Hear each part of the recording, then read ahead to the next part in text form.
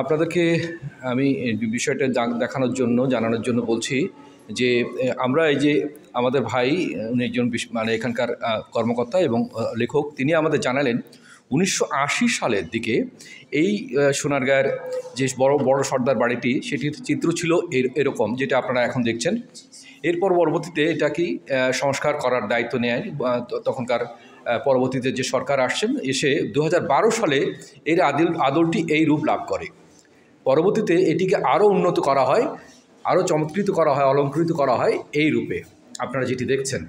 এটি বিগত 5 বছর এর মধ্যে এই রূপ ধারণ করেছে, যেটি সত্যি আমাদেরকে মুগ্ধ করে। এবং এই যে সোনারগাঁয়ের যে ইতিহাস, সোনারগাঁয়ের যে আমাদের হারিয়ে যাওয়া ইতিহাস, আমাদের প্রাচীন রাজধানী, সেটিকে আসলে আমাদেরকে আকর্ষণ করে এই কারণে। যদি এটি এইভাবে সংস্কার করা না হতো, হয়তো এর আকর্ষণ এইভাবে আমাদের কাছে আকৃষ্ট করতো না, বা আমরা এইভাবে আপনাদেরকে দেখাতে পারতাম না। যে যিনি আমাদেরকে এইটাই ব্যাপারে সহযোগিতা করছেন, মাসুদ ভাই, উনি, আর যদি আপনার একটু পরিচয় আমাকে একটু দেন।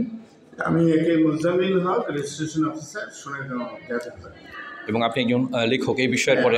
আপনার কি কি গ্রন্থ আছে এই বিষয়ে লেখা? আমার আছে, ইংরেজিতে আছে হিস্টোরিক্যাল সোনারগাঁ, যেটি বাংলাদেশ লোককারুশিল্প ফাউন্ডেশন থেকে প্রকাশিত। আচ্ছা আচ্ছা। ঐতিহাসিক সোনারগাঁ সিকিউ ফাউন্ডেশন থেকে প্রকাশিত। আচ্ছা। এবং আমার নিজের পরবর্তীতে একটি নতুন সংস্করণ আছে, সোনারগাঁও ভ্রমণ গাইড। বাহ, অনেক সুন্দর কাজ করেছেন এবং সত্যি প্রয়োজনীয় উপযুক্ত কাজটি আপনি করেছেন সোনারগাঁয়ের জন্য।